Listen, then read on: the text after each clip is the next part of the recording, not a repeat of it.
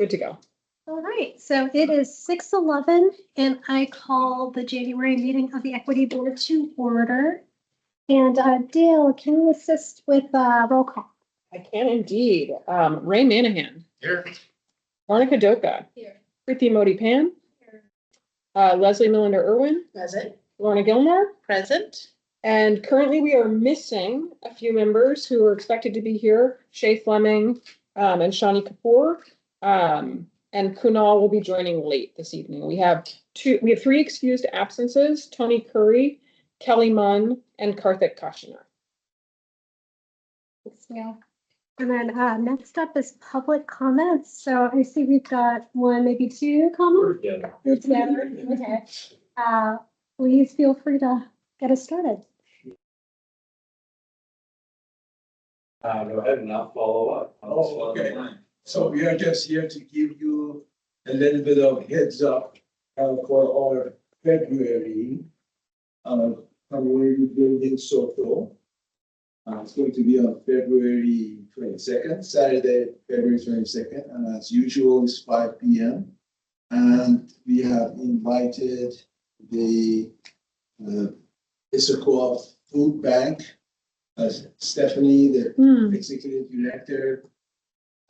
Either she or one of the people that does the presentation, but we are working together with the food bank to talk about, and the topic is being worked on. So please give us, your feedback. But the role of the food bank in the community building.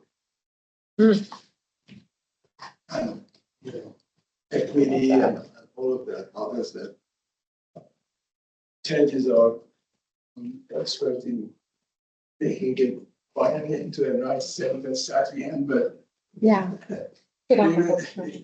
yes. So that it would fit on the flyer. Put on the flyer, which we'll bring and have available next month, the time of early February, to have pass out, And yeah, the punchy thing would be the role and contribution of a food bank in community building. What is that role, function, contribution of food banks? And our very own here with our folks to talk about it, what they do, and maybe if we can do to support them in conversation about what is the function and role of food bank in a community, Topical for the conversation. So that's the kind of thing, as you know, many of you have attended. They're a lot of fun, really interesting, these community building socials, every quarter we've been doing that. Last one, we had members of the city council with us. And they wanted to, share what they're doing, their vision in building and stuff. So we'll get more to you next month, but anyway, save the date, Saturday, February 22nd. Also, a teeny little thing with MLK weekend coming up. Okay, the Baha'is will be hosting and inviting Eastside Baha'i community to a Better World talk and concert with food. Better World talk and concert on Saturday, Saturday, January 18th, at the Eastside Baha'i Center, which is on this side of Belgrade Road, kind of. It's all the way out here, and it's a very, very beautiful community kind of open space. And great, you think back to MLK last year. And we had people from the Bellevue City Council, Bellevue Mayor, and so forth, towards a good conversation about MLK, but in this case, Better World, and live music, and very youth oriented. A lot of fun, full house. So I think you might be getting invitations, but you might be finding it in your email. I can tell you more about that early Saturday. Thank you. All right, thank you both. And then Dale, were there any other public comments? There were no other public comments ahead of this meeting. Okay, I know that email, Ray, is that for later? That I'm going to send out a follow-up after today. Got it. Okay. Great. Okay, so that is everything for public comments. And then next is approval of minutes. So maybe I'll give you all, I'll a minute or so to scan the minutes and see if there's any changes. And so when you're ready, if someone can make a motion to approve.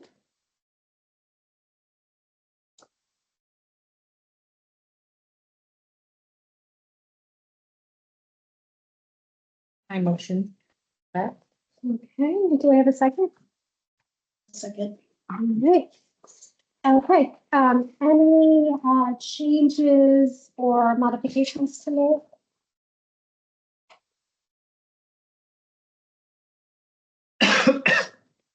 Let's see, I think I noticed one little typo Great. that Dale, I can just give you before the meeting wraps up, when we wrap up.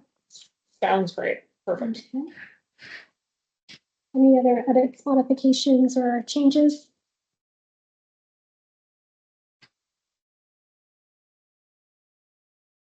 Anyway, No. Scanning. Yeah. Okay, I think with that, we can consider our minutes approved. Great. Yes. Okay, next up, the chair report. Okay, that's our opening question. The opening question I have for you all is, as we think about we're heading into the coldest part of the year, where is the coldest place you've been and how cold was it?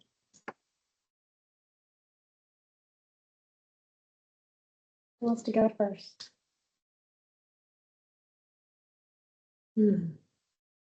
I'll go. Okay. It wasn't honestly in the 20s or that cold, but I thought I was going to die.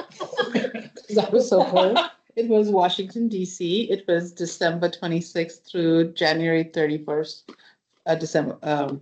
January 1st. She had gone to visit a friend and it was so cold. We were literally running from the car to the front inside our house because the husband would park the car in the street and then he realized we were very not strong. And so when we visited the many sites in Washington, D.C., he would have to drop us as close to the national museums or the museums because we were like, oh my goodness, it's so cold. I was like running. I was holding myself, but it wasn't that cold. I'm just not strong. 20 degrees. I'm thinking actually that it was probably only 30, 31. It wasn't even snowing, but But I'm the chill. convinced that's what it was. Chill. I'm convinced it was a wind chill factor because I was super cold. And then a year or two later, my sister went to New York for the ball drop. And she said she was outside for a few minutes, refused to stay out there anymore, and went back to a hotel room by herself. No, not gonna do That's this. too good. Oh my goodness. Okay, so I'm trying to think. I was living in Southern California at the time, and this gal who had kind of the Alaska territory, she got married and moved to Denver, so they gave the territory to me. I'd never been to Alaska, and I was, oh my God, I've never gone up there, and it was part of the coldest part of the year. I think it was around 10 degrees, so pretty cold, and with the wind chill, that really makes it worse. But driving is just, you don't want to be driving in situations. So what I recall is I was with my boss at the time in the driver's seat, and he was in the passenger seat, and I got into an accident. Oh. It wasn't major. I didn't give enough braking time, and I slid into this car that was stopped in front of us. It was just so embarrassing because my boss was sitting next to me. It's like, Oh. I think that might have been the first time we were physically together too. Of course. They need to get out in the hole. Have to get out in the cold. So that's what I call my coldest. I'll go. I think it was the first time I went skiing on Mammoth Mountain in California. And I just remember being at like the bottom part of the mountain and going up and just watching the temperature drop. And I remember when we got to the top, it was around 16 degrees. I couldn't believe it. I just watched the temperature just drop. I think it was astonishing. But we were kind of all dressed like the Michelin Man, so it was cold, but we didn't feel it. So Just gotta have the right equipment. that's right. I'm trying to think. I've been in some cold places. I do think one winter we went to Fairbanks in the middle of the winter to try to see the Northern Lights. and it was probably -10. Like reading is -10, but the wind was definitely blowing, so I have no idea what it felt like. But it was cold. It was one of those things where you're like, your eyeballs aren't going to freeze because it's not quite that cold. But you walk outside and you're kind of like, okay, like let's make sure that these are gonna make it. That's probably the coldest. That's It's really cold. It's really cold. I think for me, I recently went to Whistler Mm. and like up on the ski slopes, and we didn't have like eye protective Oh my wear, gosh. so the snow was like falling and like you couldn't see anything. So it was terrible. Also New York in March, like the streets are so windy and so cold, like it was terrible. And you expect it to not be that cold in March. No, it was an orchestra trip, and like most of the time, my orchestra teacher like he went inside, and then we had to wait outside the door for him to confirm everything, and it was windy, and I was like, oh. Can't be stuck outside. Yeah. Oh. Go ahead, I have one. Go ahead. I don't know, I could go for the classic joke of being in San Francisco in In the summer. the summer, but it really does get cold. It does. Yes. Fog. Back when undergraduate going from Seattle to Boston in December, June, January, coming back January, stopping, getting off the Greyhound bus in the middle of the night in Montana. Oh, Oh my God. that's when your eyeballs It's freeze. gonna freeze dry. I've got Yeah. my nose hairs and everything, just instantly, going. Yep. Frozen. Yep. And get back into the bus. But, wow. I mean, it felt a lot cold, but that was like. Yeah. Oh. Montana. So mine's similar, but Wisconsin. Yep. I lived in Wisconsin for a couple of years, and it's just like people would like cross-country ski to school and all this stuff. And so I think it probably got down, I would say conservatively say like 0 degrees. Mhm. So I had the big puffy coat and all that stuff. when I was living there. Yeah, I've not been in cold like that since. Yeah, no, thank you. Exactly. All right, well, thanks for playing along, you all. And no one is on team. Okay, and over to Gail for staff reports. My staff report, which as you all know, is a sort of update on what has the city been up to related to equity board recommendations from the previous meeting.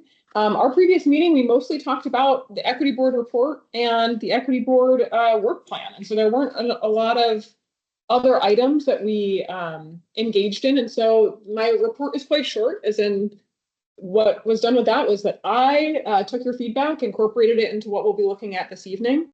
I did also want to share in my report tonight, one of the, and I'll share more about this in the follow-up email that I'm going to send after this meeting. But one of the big initiatives that the city is prioritizing this year is around social cohesion and connection. I think it's something that should be on maybe not the plate, but I do think this group in particular, this board should advise on the city's approach there. So I just wanted to put it out there as a sort of, it's not in the work plan right now, but one of the work plan items is around the implementation of the strategic plan. And this is one of the items that rose to the top 5 priorities for the city this year. So that will come back at some point and is an update that's not incorporated into any other part of our conversation tonight. So I just wanted to share that with you all so you could be thinking about social cohesion and the city's role in intervening in the epidemic of loneliness. So that's something to be thinking about and very related to our public comment tonight as well. And that is my report for between our December meeting and this evening. Is the human resources group taking on that project as a? It's actually going to be a full city project. So it's going to be led from the mayor's office, but will involve our human services team, our recreation teams. It's something that we're thinking about across all of our teams across the city. So it's in its, I wouldn't even call it nascent stages right now. I'm currently the lead on the project and I'm just starting to have conversations with folks about it. So you'll have information as I have it. It's such a broad topic. I mean, Mhm. every committee has a voice in this, right? Exactly. I was thinking human services too, first off, in the work that they do in that group, so. Yep. But it also involves things like what is the social infrastructure and the built infrastructure that supports social interaction look like? And so in that case, it also involves our facilities, our parks.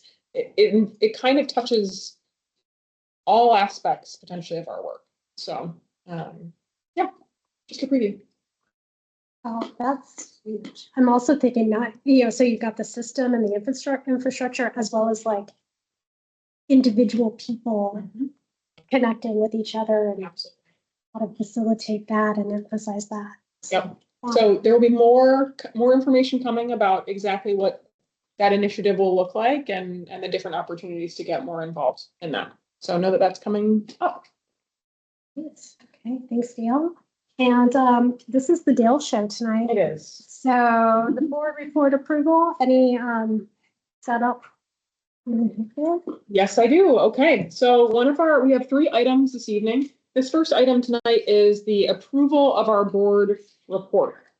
This is I will put it up on the screen in just a moment, but it's sort of the report out to the city council about what the equity board worked on and accomplished here in the past year. I'm going to go ahead and share my screen here in a moment. Your feedback from the previous meeting was taken into account and added into the most recent version that you'll see tonight. The goal of our time together tonight is to vote to approve this report. And then also, as a follow-up, actually, I'll just put it on the front end before I will zoom in. Don't worry, I know that's far away. Is also to discuss an opportunity potentially to present the board report to city council. So that is an option that every board and commission has when they put together their annual report, is actually to present to city council. And so if this board is interested in doing so, we'll talk about that briefly as well at the end of the review. And so this is included in your packet for tonight. My big question is, are there any substantive changes for this report at this stage? As a reminder, I'll sort of scroll through slowly.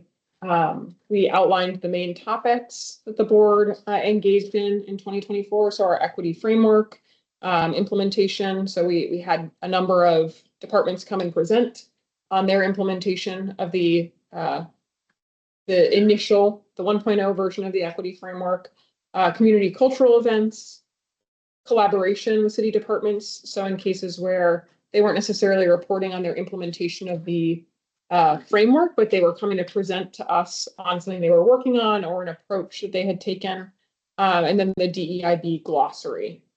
So that first part just sort of outlines the general topics that we're engaged in. And then the next section outlines the accomplishments. So the advancement of that framework, actually seeing staff departments implement it and provide feedback, and having it change the decision-making processes of some of our departments, enhanced community engagement. So we did more engagement this past year. And then also integration of the cultural and religious calendar. So having that transition from its pilot year to being fully adopted by council for the next 4 years. And so a big accomplishment of last year was just getting that over that from the pilot to actually being used.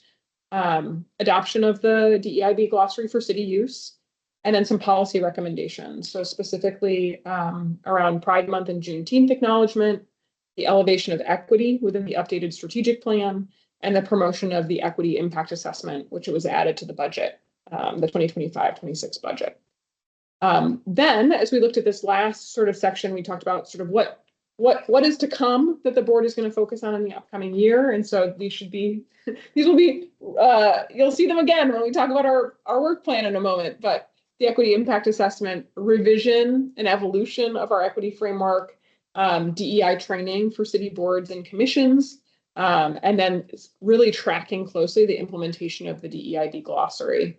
The biggest changes to this report that occurred from our December meeting to our current meeting tonight, we're really around the content of this last bit. So the feedback that I heard most loud and clear was really emphasizing some of the board maturing that's occurred. So specifically implementing some new processes and practices to build more connection and cohesion within our board, to provide more opportunities for getting to know each other, and also supporting new members as they onboard to the board.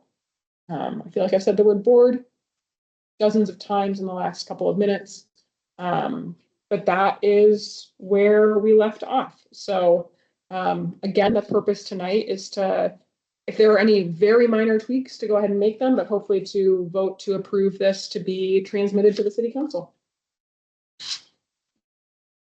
So I have two minor edits Great. that I can give you at the end of the meeting as well, but there are more like typo types of things. Love people catching typos. Were there any non-typo or larger content questions or concerns? Just a couple comments. First of all, thank you. I know I said this last time. Yeah. You did such a great job of documenting our discussions and what we talked about in a really cohesive manner that I mean, if I was a city council member, Mayor Paul, I'd go, wow, they've done a tremendous amount of work. Thanks to you documenting it. And secondly, if you and Pretty hadn't decided who's going to present this to them, I mean, I would like to at least listen, because my biggest question to the city council and the mayor is this what you expected of the board? Is there anything here, because you guys made the decision to create us? Yep. Was there something that you were envisioning that we did not capture the past few years? And is there more that we need to focus on, perhaps expand, whether it be associating to a specific cultural event? I would just love their feedback. Yep. Give them a chance to really look over this and say, yeah, nice job, Equity Board, but perhaps you can do this too, or Yeah. expand on this. That could absolutely be part of the presentation, can end with that question. Okay. Yeah. When is this going to be presented? Well, Do we have a date? we do not have a date quite yet. I would imagine it will go on one of the meetings in February or potentially the first meeting in March. I have to look at how full the current agenda is. I am happy to attend. Yeah. Even to just listen and not present. Present as well. I think a part of the conversation you want to have is like, If should we and who should present? So Yeah. that's not a big deal. But any edits to the content? Yes, let's first vote to approve or not approve, and then from there we can open the discussion about presentation. Move to approve. Is this the making a motion? Yes, would you like to make a motion? Make a motion. second the motion. Okay. And we haven't really heard of any substantive things, just a couple of minor edits. So I guess with that, we can consider it approved, or do we need to do? Let's do a vote. We'll do a vote. So everyone here is voting tonight. You are all regular members. And we'll just say, all those in favor, say aye. Aye. All those opposed, say nay. And are there any abstentions? Okay, it passes unanimously. Great. The next part of the first item is, it seems like there is energy to present, because there's energy to get maybe a little bit of feedback from the council on what things look like moving forward. Who is open to presenting, open to being present? Have at.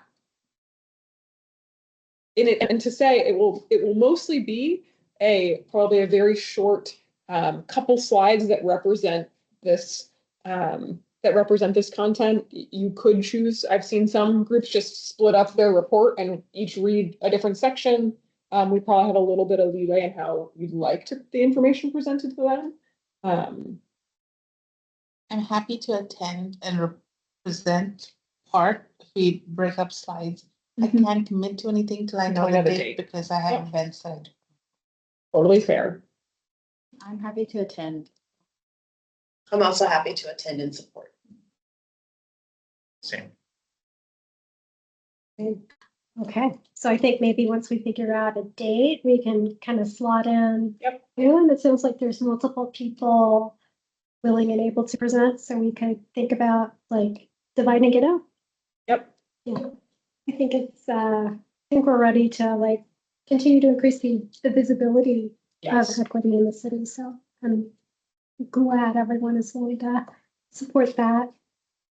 Great. The next step will be from me. And what I'll do is following tonight, I'll find out what potential evenings we have to have this on the council agenda. And I will email back out to the group our potential dates and suss out availability. Usually, council meetings are on Monday evenings. Both the council meeting, the regular meetings, and the committee of the whole, which is a gathering of all the members of the city council, usually plus or minus the mayor. She often calls in for them, but she doesn't preside over those meetings. So if I had to reckon, we'd probably go to a regular meeting, given that we'd want the mayor to be there as well. So that's the Monday evening. They're all Monday evenings. Yeah. I am probably not available. Okay, good to know. I can help organize the presentation. Okay, I will follow up with the group when I have possible dates. Thank you. Thank you. Thank you. And you follow up and work on this. Oh my gosh, Your work. of course. I will say one of the best thing, not one of the best. I think the structure we put in place also about reporting out each month following was very helpful for this becoming this report coming together, because I had notes literally on everything that we did and then everything the city did as a result of that. So kudos to the board for implementing that structure, because it really makes sharing out a lot easier. Okay, then I think we're ready to talk work plan, final review and approval. We are indeed. So also in your packet for tonight was the updated version of the work plan following our conversation in December. If you remember some of the additions through the feedback, so we already had equity impact assessment, training for boards and commissions, framework and glossary. We added the DEIB glossary of terms, specifically moving to have an update in June rather than just at the end of the year. And then we also added community and cultural events, which was referenced throughout, but hadn't been like specifically stated as one of our general work plan items. So that was added up here to the top. We had a robust discussion around some of the future and potential items, but also the addition of, and actually I'm wondering if it should be under our administrative section. But these 4 items down here on the bottom, we talked a lot about their potential role in the new year. So one was around new member orientation. So what do the materials, we did do something a little bit different this year, in that we partnered people up to sort of have an onboarding buddy. We also held some social space, which we'll do again this spring for new members.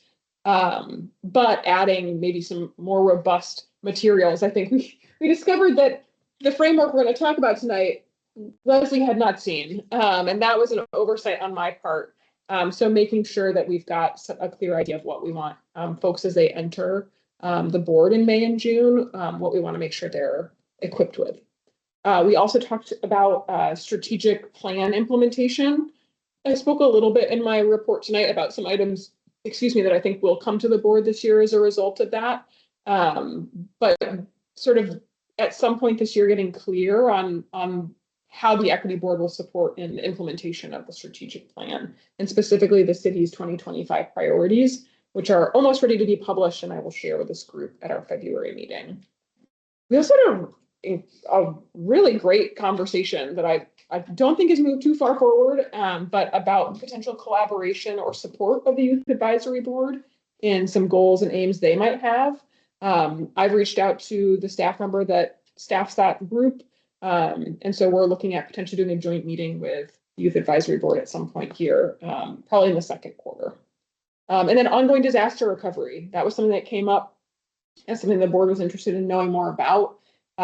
We will have a presentation in February, or I don't know if we want to call it presentation.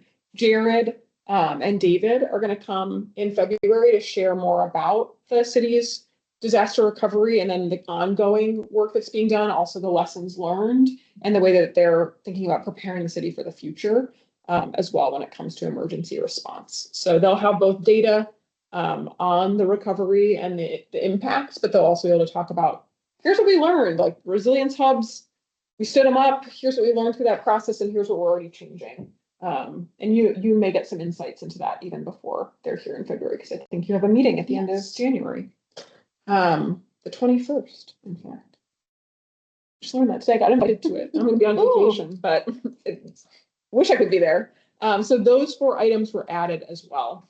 One thing we talked about in great detail, but it didn't necessarily, I think, really end up in the work plan, was this sort of discussion that maybe in some ways ends up in this community and cultural events place. So we talked a lot about, you know, being in spaces and places to really better understand the different experiences of community members.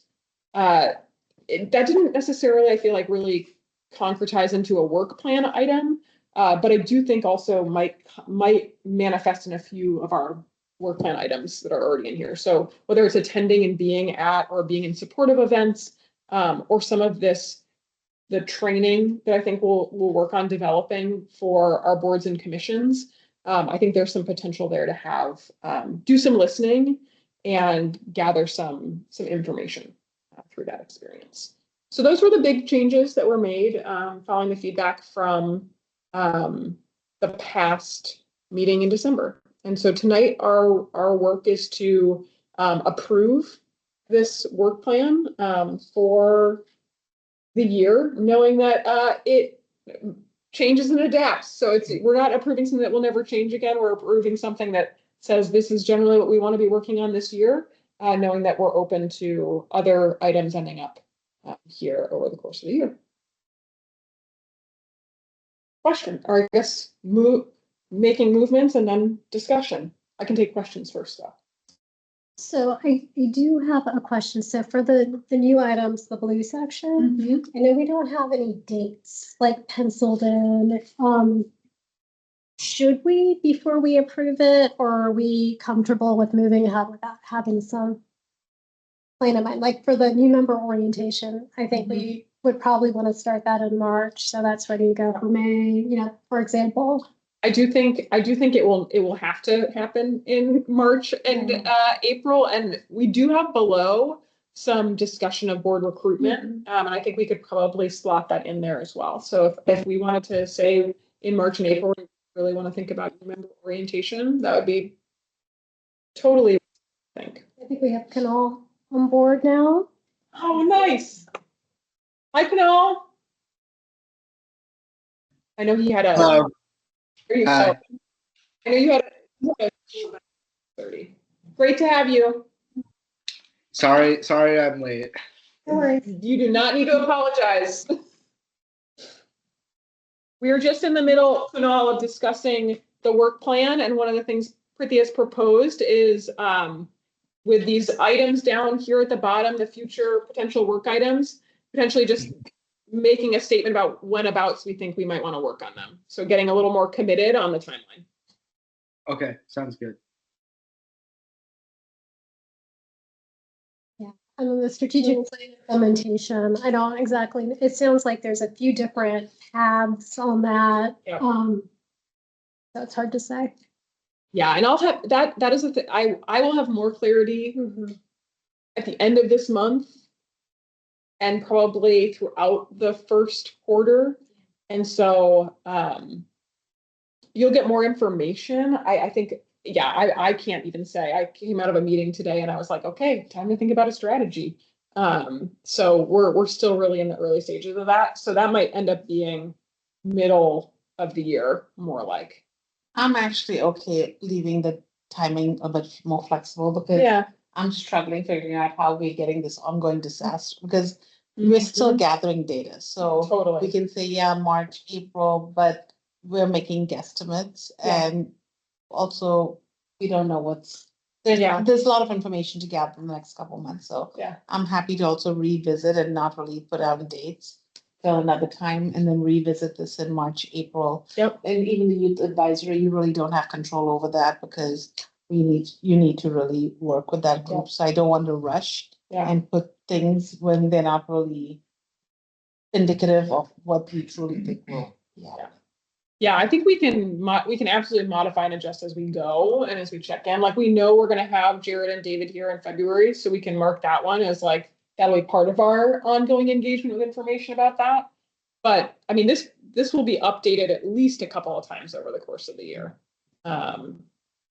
Definitely in May at the very latest. So I do think committing to or new member orientation stuff before the new members show up does feel like a good thing to commit to.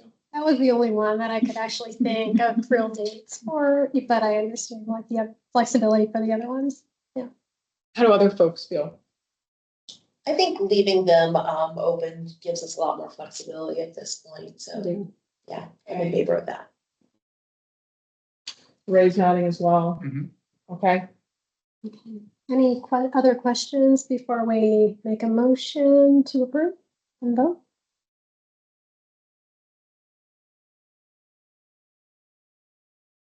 So I make a motion to approve.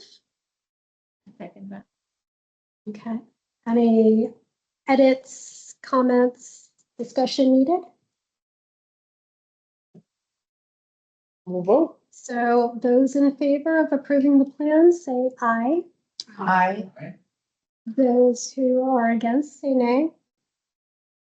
I realize I didn't say aye. Any abstentions? Oh, Kunal, are you voting? But I saw him verbally say aye and then he Okay. didn't say anything. Sorry, I didn't realize I was on mute. Okay. Thanks, Kunal. Okay, so I think Okay. we passed unanimously. Indeed. Okay. And there's nothing more to talk about on that topic, so we go to our third topic of the evening, which is a discussion of the equity framework. I brought a physical copy. I didn't print out everything for tonight, but I did print out this.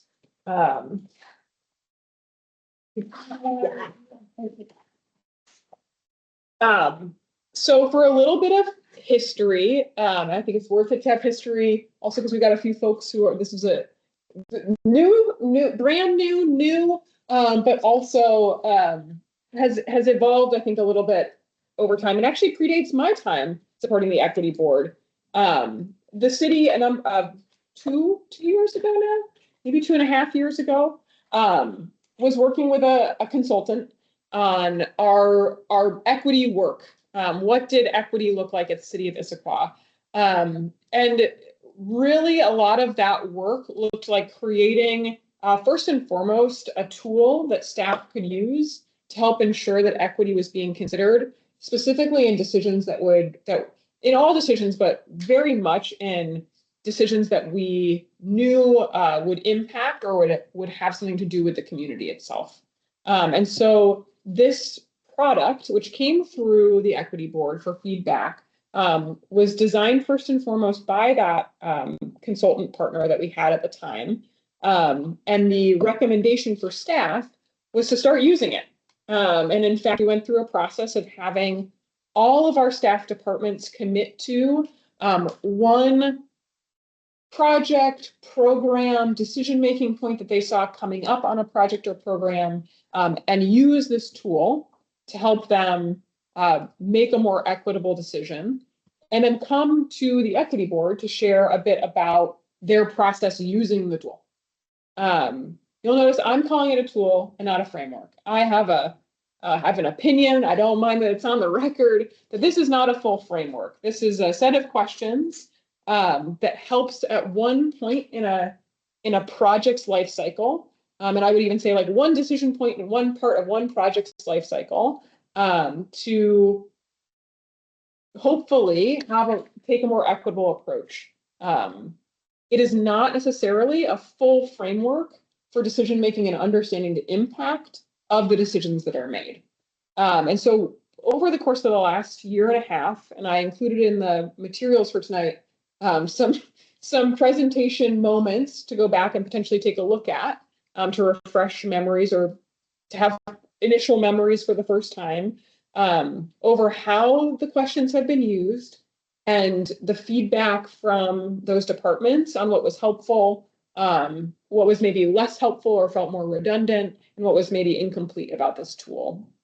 I think the hope for this year is that you as a board are able to give feedback on what more needs to exist around this tool, for it to become truly a framework, and not simply a set of questions. Does that look like changes to the questions? Does that look like, I shared a few examples also in the materials for tonight, from other jurisdictions that have done some thinking around this. What does this really look like? And what does the evolution of this tool look like, that given what you've already heard from and seen from city staff, you'd like to see the next level. And so this is a beginning discussion. This is, as you can see in the agenda for tonight, has a D next to it. There's no action necessarily needed. This is sort of a brainstorming opportunity for this group to start thinking about, like, okay, the city's been using this now for about 18 months. We've seen some of the evidence of the impact of using it.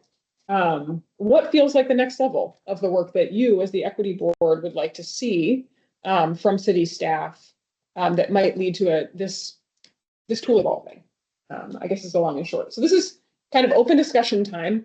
There's no agenda necessarily where we land tonight, but it's about 6:52 and we have 30 or 40 minutes to chat.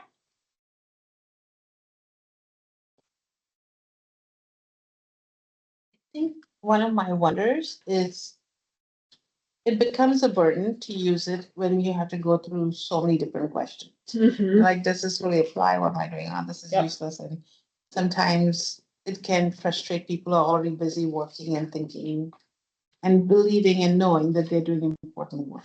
And I'm wondering if we can group some of these questions based on different types of work people are doing.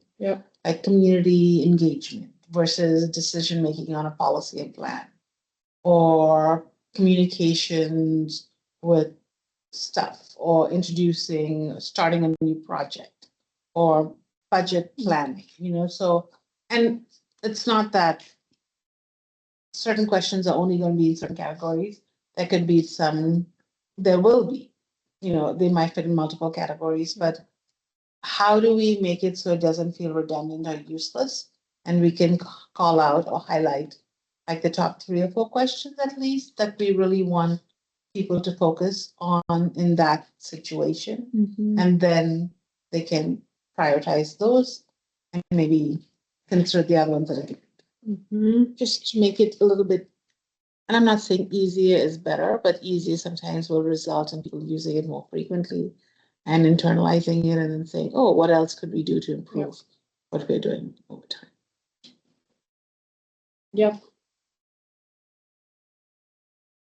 I was thinking the same thing, Lorna, like 11, 12, and 13 almost could be wrong.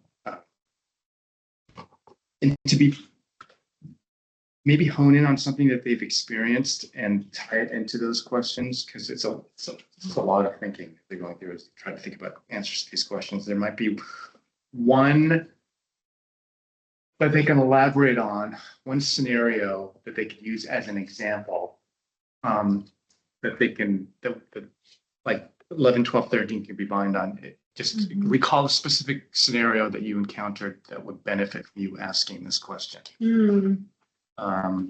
Whether it be on your day-to-day work or a specific quarterly meeting that you attended.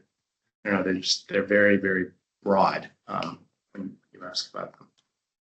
Next particular decision. Although, that one, it's asking you, 11 is asking you a particular decision. That's good, right? So think about that moment when you made that particular decision and what was the equity thought process, add an equity lens to that. And I see 12 and 13 along the side. So to summarize what I just said, combining them into one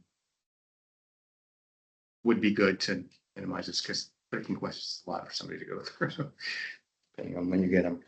Ray, what I just noticed is that you bringing that up, like it actually is really interesting. I wonder the first point at which someone is asked to define what decision they're making in this series of questions. And I think it is not until you get down to there. Because I think the idea is like you're making a decision about something.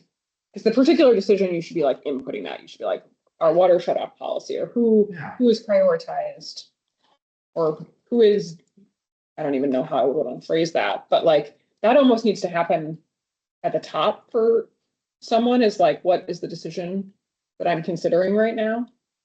Mhm. And then some sort of start of questions. I hadn't actually thought about that before.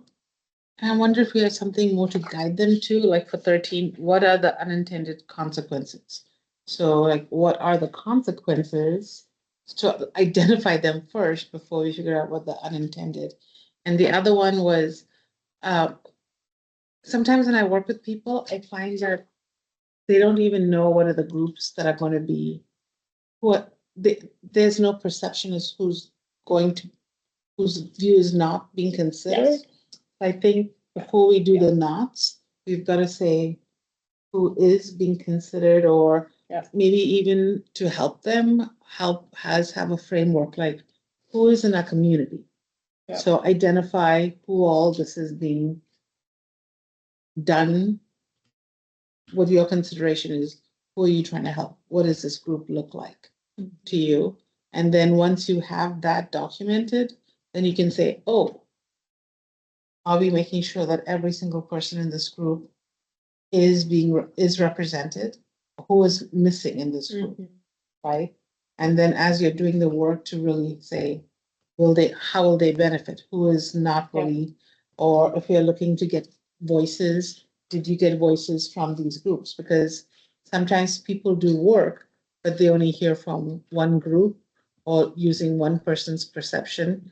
So maybe to be a better framework, we have guidelines and an outline on how you start with putting in data, like these are the groups that we're trying to support. This is what the decision is intended to do. This is da da da da. And so that when they go through this, then they can say who is unintended, who is negative impact, who is not being considered, whose voices were not heard as I ran the report or collected data from the community.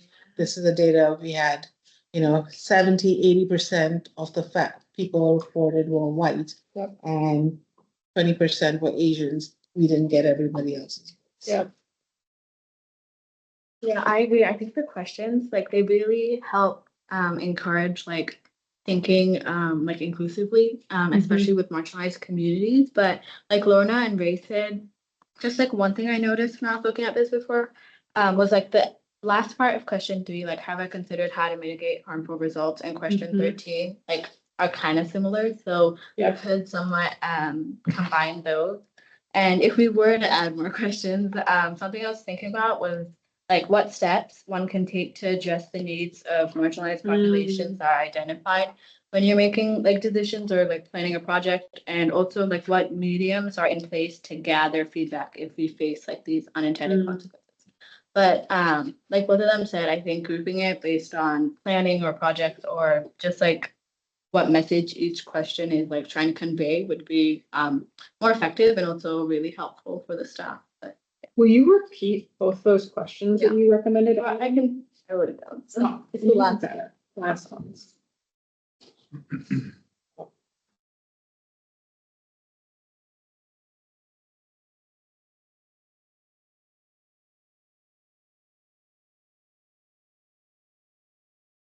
You just rushed through that gold right there.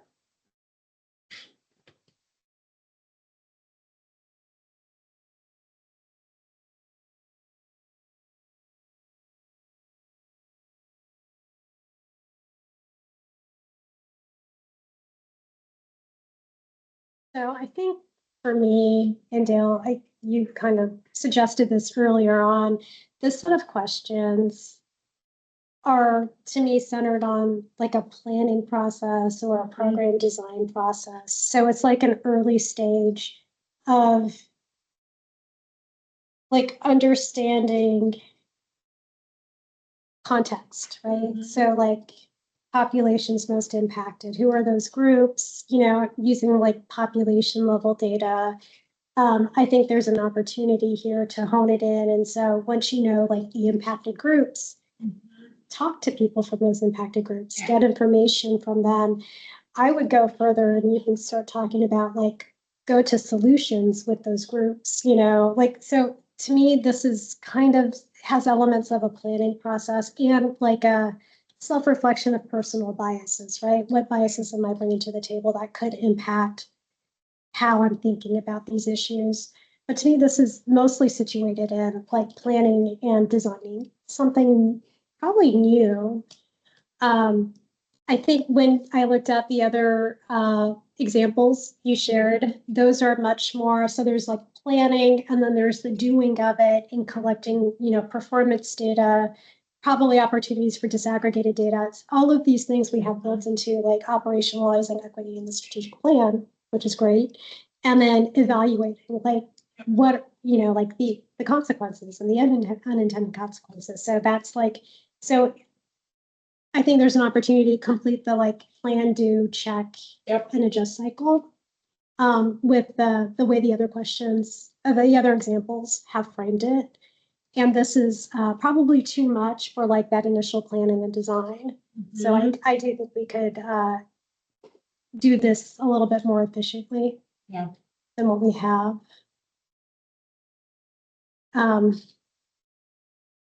Trying to think. So yeah, so I think that's the big thing. And I think there's like components of this already put together with like that community engagement toolkit that's already been drafted. I think, and then when I was looking at some of those examples of when we've had the presentations from the different groups, it also sounded like the lack of data, meaningful data was a big barrier. And so I think we need to leverage the equity impact assessment process and maybe like even start with what are data points that our departments, you know, and programs need in order to have meaningful change in their work, and maybe start thinking about that being part of that data agenda for the equity impact assessment. So those are some of my initial thoughts here. Oh, and I guess the other thing is, I know there's a similar, well, a different targeted universalism as a framework. And so when, you know, like some of these say, like set the outcome, or like, what is the decision being made? What is that universal goal we want for everyone? And then you use data to understand how far away different groups are from that universal goal. And then you identify like unique strategies for each group, or sometimes several groups might have the same strategy to reach, you know, the universal goal. And some of that thinking might be a way to break this down. So everyone has the same goal. We're trying to keep in mind that it's a recognition that the step, the ladder, the tools they need are different. And I think that could be a nice way to communicate about it. Yeah. I like that because it's truly about equity, right? Yeah. And the whole thing about the ramp versus the stairs.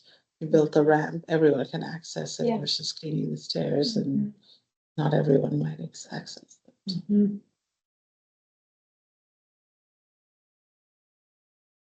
Leslie, Kunal, Ray. Can I throw out an example? So having listened to some of these meetings that happened with the other committees, and I'll just take the human services group that we met with. So they would be looking to a formalized version of this and how they can incorporate it into their meetings. So there's an equity lens to it. So this is still focused on city staff. Staff, okay, Yeah. not. And specifically around, but I do think part of what the training for other boards and commissions could look like would be a whatever pared down version of this that we're thinking about for staff. I think our boards and commissions are always making community, you know, decision-making questions, and especially if there's like this self-reflection piece. I mean, I think it would be a tool, right, that would be universal for everyone. Yeah. To use. And you mentioned data a few times. So like this, like the Parks and Rec group were the ones, I use them as an example. They come into our meetings and they say, oh, we recommend A, B, and C. Well, was that decision made because of some data sets that you came across? Because there are X number of ethnicities that that are more prevalent to using your services. So we'd stop them and say, if that wasn't in there, maybe that's a good data point that you can leverage. And that'll be more convincing as far as a narrative, because they said that we touched on this ethnic group more than any others, or we know that this ethnic group utilized our services more than others. That would pause them and say, oh, yeah, we didn't think about that. So let's be more sensitive to that group's needs, right? Okay. Mhm. And I think you just touched on, I think the conversation that happened a few minutes ago, which is who the audience is for this, because that was the first thing. And so since that it's focused on the city, then it makes sense. Because when I'm looking at this, I'm thinking if there is discussion about engaging in a contract, making it for services, making it competitive, and using this framework in terms of the selection of bidders, things along that line. So thank you for answering the question, you all, as far as who the audience is. It makes sense.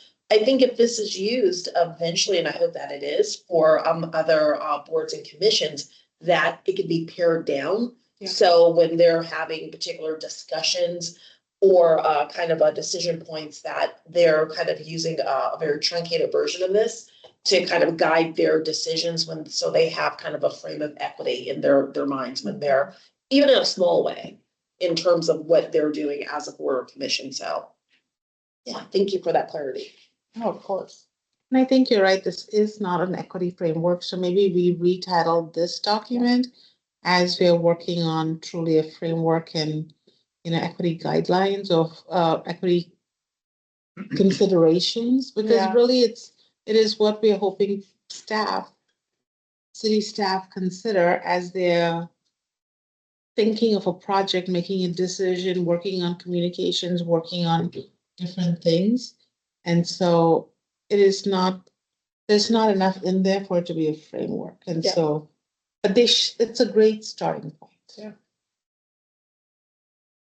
So I'm working on something related for a different organization, and we're also thinking of it in a couple different ways. One is like, should a set of questions, or should there be like a template that adapts for what the it is? So if it's like a policy decision, the set of questions might be slightly different versus a new program versus like, I don't know, like a contracting process or something, right? And so maybe like It's more adaptable. so something that is a little bit more adaptable. And then so that's like by function. But then I think there could be an opportunity to refine questions based on the policy area. Like something that's more environment or land use related. It's probably more about geography than it is about like human populations, or there's some, like it's more spatial versus people. So, I mean, that could start getting really complicated, but I think there could be this, like, it might almost need to be kind of something that gets developed by committee. So there's like a standard one, and then people who are like subject matter experts in different policy areas, or different like project managers versus urban planners or something, they like figure out what is the right kind of set of questions for that body of work, or community engagers, This could also be the initial one, and then we ask them, well, what all did you consider? And as they answer those questions, we take those things that they were considering and help them, document it for future thoughts and add it to different groups. So then you're building it because it has to be adaptable, and it has to be, it's not a technical solution. We don't want to create a checkbox system, because that's not going to work. And this is about guided questions because it's more of a way of thinking. Yes. Yeah. I do wonder also, moving kind of more into implementation, if there's a way to track its use. Like, I know you I can't imagine how much time it took you to dig into that little table of like when different people talked about it and what time in the meeting, in the YouTube video it was, right? But if we had like a process, right, to capture, the folks who did use this tool in like a template, like a form that drops in information. And so person doing it the next time around hopefully will learn from what someone did previously that was related. And so then we can kind of leverage the learning. But that's more on the implementation side.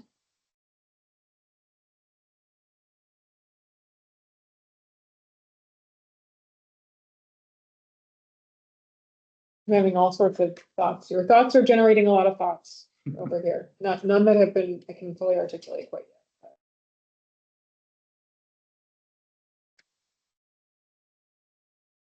It does feel like there's almost some sort of like, even before you get to the program policy decision, like program or project, policy decision, internal process are some of the like buckets of work that I almost picture in this sort of what you were saying.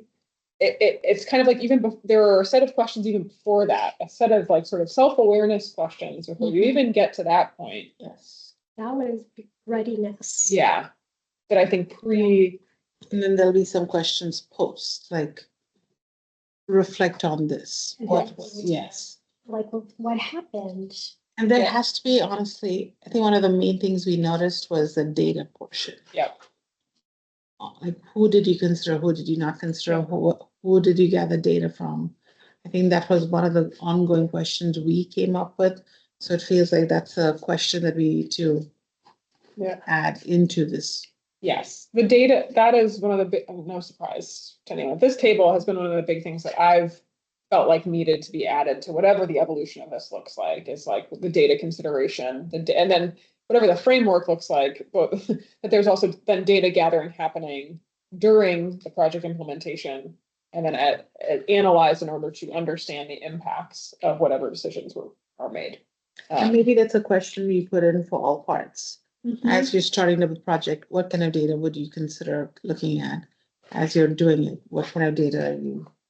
And then so that people are really considering that at all parts. And being deliberate. Yeah. Because they gather data, but they're not deliberate, making sure they're getting the voice of all the groups. Hi, Shawnee. Hi. This is just very loud today. We've been able to hear you all very loudly. Oh, okay. You're good. It's not on your end. It's on our end. Hello, Discussing, everyone. I'm sorry about joining in late. no worries. We're just discussing the equity framework and sort of our thoughts on the evolution of the framework, given what we've seen and heard from city staff over the last 18 months of their use of the tool. And I would say to sum up where we are, a few things that have come up repeatedly is a need to sort of both pare down some of these consideration questions, but also build out a broader sort of an actual cycle.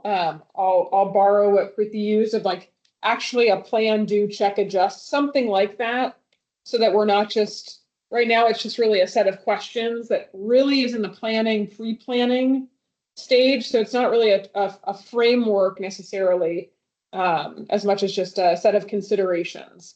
So we've talked about sort of maybe we retitle this document, call it considerations, pare it down a bit, and then think about what needs to go around the considerations to make it a more usable tool, but also one that leads to impact being assessed. Like that was a off the cuff attempt at summarizing the last 20 minutes. So feel free to add folks to that.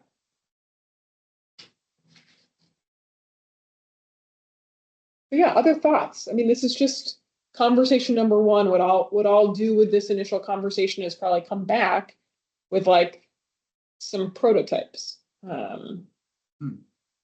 Not in February because we have a very full meeting in February, but in March.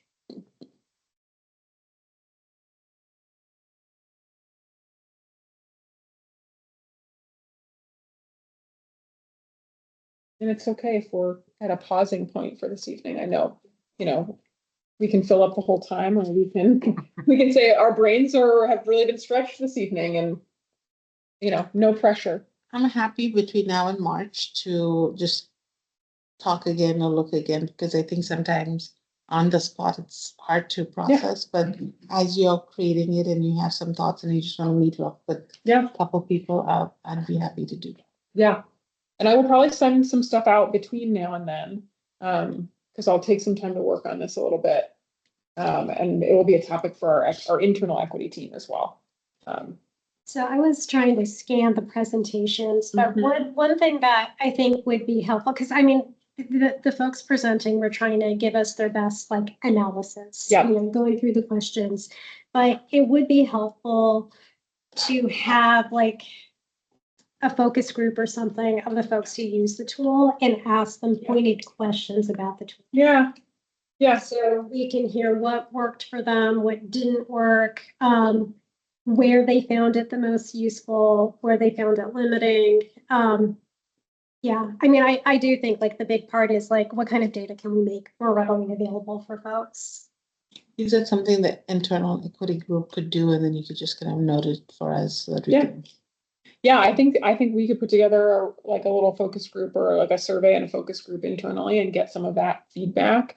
And then I think just like what kind of data question, that's like a big question. I know one thing that we did do this past year that I'm really proud of, that came through our What Works Cities process is that we now have a demographic data standard for all of our city surveys that goes out. So any survey from the city, includes, I think it's six demographic questions, and it's standardized across.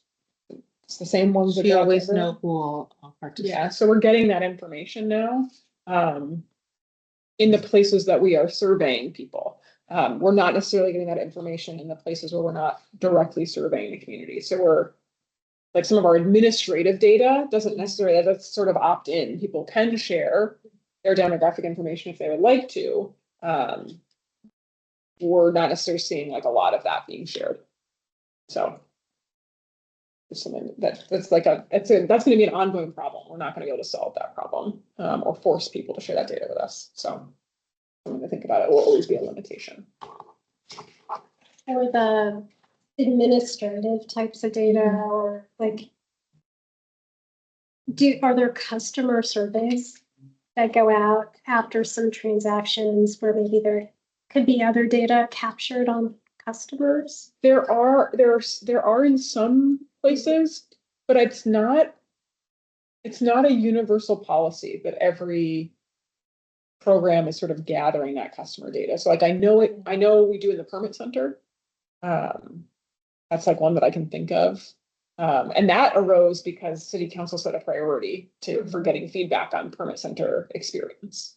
But some of that sort of like, one of the things I've always been really fascinated with is sort of, we don't do a lot of like you finish doing the thing that I think actually like, private businesses are really good at, is like you do the thing and then they're like, Send you a survey. yeah, they're like, can you give me feedback? I get them from Climate Pledge Arena all the time. We don't have a practice of doing that yet. That's something to think about. Yeah, I mean, because I think, we heard the parks department talk about that type of data as being a real limitation for what they know and don't know. Yeah, Maybe that's just something to think Yeah. about. Okay, implement a customer experience, customer satisfaction survey standard that captures demographic characteristics as well.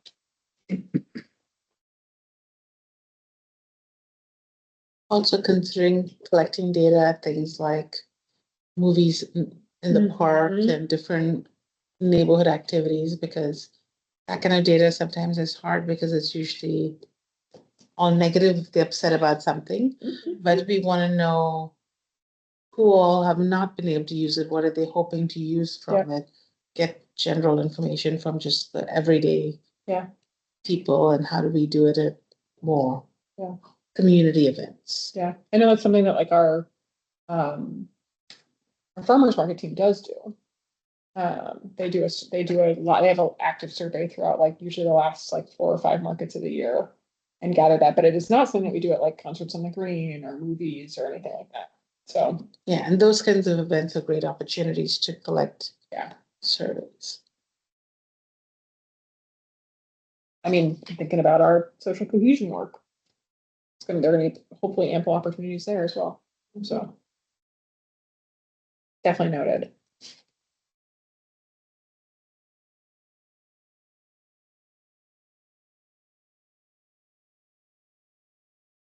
Any other thoughts on this at this juncture? Speak now or email me later.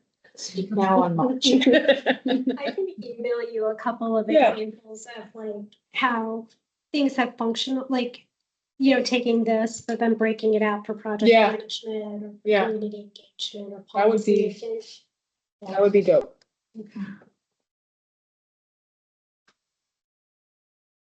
Okay, I cede the rest of my time back to the chair. Okay, let's see what's on the agenda. All right, I think we are on to our closing thought. And this was a pretty darn efficient meeting. We're at like 7:20, and I think we started out around 6:10 or so. What is an aspiration you have for 2025? Moving away from our checkout word.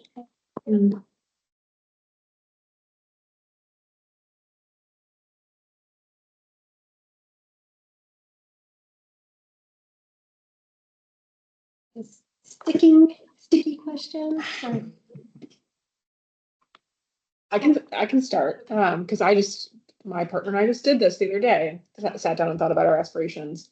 One of my key aspirations for 2025 is just to be present in what we are in while we are in it. Maybe that's a bit cliched, but I think it's really easy to think about everything that's going on and get lost in a bit of despair or a little overwhelm. And so I really want to I aspire to be more present where I am and where I can have impact. I can go next. Kunal, did you want to go next? Yeah, I can go. So for 2025, I would probably say I want to be able to be more positive, I guess, in just every single thing in my life, from like soccer games, soccer practices to school. I feel like one thing I learned a lot from 2024 was that when I'm hard on myself, it does not go the way I want it to. So I think if I try changing that, then maybe that will result in things being better. So that's what I want to try and see how it works. I love that. That's a great reflection for a teenager too. I'm really Thanks for sharing, Kunal. Mine's more tangible, I think. I spent the end of 2024 in Mexico on a vacation, and as I was in the water one day, there's literally plastic floating up to. And you watch that on the news and they talk about the ocean project and all of that, but the plastic was literally itty bitty pieces that had been broken down. So it's not like people in Mexico in that Yeah. neighborhood had been throwing trash. No, No. this is literally the trash in the ocean. Yeah. And it was horrifying because you know it's there, you know it's a problem. And I'm on the environmental committee in Kiwanis, and we talk about reduce, reuse, and we talk about many things, but I want to commit myself to reducing my consumption of resources in general, not just plastics, but just reduce consumption because it is bad right now.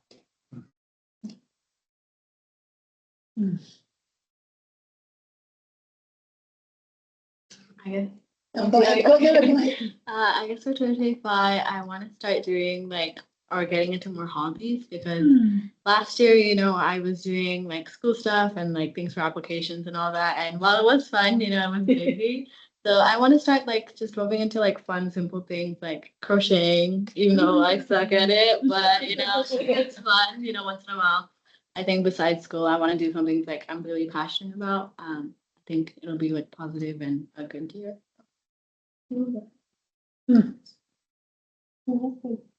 I had to give this some thought because I think this is the first year I didn't do a New Year's resolution, so I'm like, oh my goodness, the pressure. I would say I want to do more meaningful work for this year, and what I mean by that is that I noticed my last 6 months of 2024, I was it was a checklist mentality. I was just getting stuff done. And I wasn't thinking a lot about it or assigning a meaning to it or anything. It was just a race to a blank list, which is virtually impossible. But I think for this year, I want to make sure that everything that I do has some meaning, either for me or the people that I'm delivering work for, if it's for my family. I want to make sure that there's some meaning there and I take a minute with it, as opposed to being checklist Leslie. So, yeah, I think that's it. Ray, Shawnee? Yeah. My 10-year-old son, he was playing video games one day, and his ID was me, mine, and myself, which I found rather interesting, and that inspired me for this year. I'm usually the person who takes on projects very easily and who does a lot outside of me. So this year I decided the focus will be me, mine, and myself more. Um, just align things, get more fit, um, and not take anything extra that I don't need to. Maybe learn to say no to begin with. Just align more things as I head towards being 50 this year. So yeah. Congratulations. Got to take care of yourself to take care of others. Yeah, Yes. absolutely. Yeah, we live in such a beautiful community here, and there's so much going around us that isn't necessarily positive. So when things don't go my way, I always think about, Ray, you are not there. And I'm very specific about you are not there. Meaning, like, for example, what's been going on this week in Southern California, you are not there. Yeah. So there's people who are in so much more dire need of love and attention that you think you might need. So I try to bring that in, taking my dog for a walk, just really absorb what's around me, be grateful. I'm going to try to do more of that because it really helps level set me with whatever situation I'm in. I feel like mine was a blend of several things that were said, but it's a little bit about the me, myself, and I, and the hobbies. And so just like I'm making sure I'm making time for hobbies and for myself this year. So yeah, that's my goal. Okay. All right. Well, I know we can't do any other business, but any parting thoughts before we adjourn? Okay, well, with that, let's see, the next meeting of the Equity Board is scheduled for February 5th. And with that, I adjourn this meeting at 7:28 p.m. Thank you all for your contributions tonight. Thank you. Excellent.